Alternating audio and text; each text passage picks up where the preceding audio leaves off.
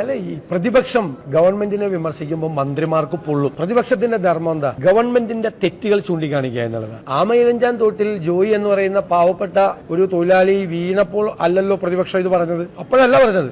മഴക്കാല പൂർവ്വ ശുചീകരണം കഴിഞ്ഞ ഒരു പതിറ്റാണ്ടിനിടയിൽ ഈ സംസ്ഥാനത്ത് ഏറ്റവും ദയനീയമായി പരാജയപ്പെട്ട വർഷമാണ്. ഈ ഭരണകൂടത്തിന്റെ സ്ഥിരാകേന്ദ്രത്തിൽ നിങ്ങളുടെ മൂക്കിന് താഴെ ഒരു രാത്രി മുഴുവൻ മഴ പെയ്താൽ എന്താ സ്ഥിതി? പുറത്തേക്ക് ഇറങ്ങാൻ പറ്റുമോ? 10 ദിവസമായിട്ട് ഈ തിരുവനന്തപുരം സിറ്റിയിൽ വെള്ളം കെട്ടിക്കിടക്കുന്ന സ്ഥലമുണ്ടല്ലോ സാർ.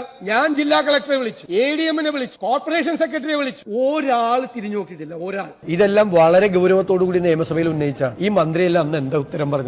ഇത്തവണ പെരുമാറ്റച്ചട്ടം നിലനിൽക്കുന്ന ഘട്ടത്തിലായിരുന്നു മഴക്കാല പൂർവ്വ ശുചീകരണം. ഇലക്ഷൻ കമ്മീഷൻ പറഞ്ഞു മന്ത്രിമാരും ജനപ്രതിനിധികളും ഇത്തരം യോഗങ്ങൾ വിളിക്കാൻ പാടില്ല.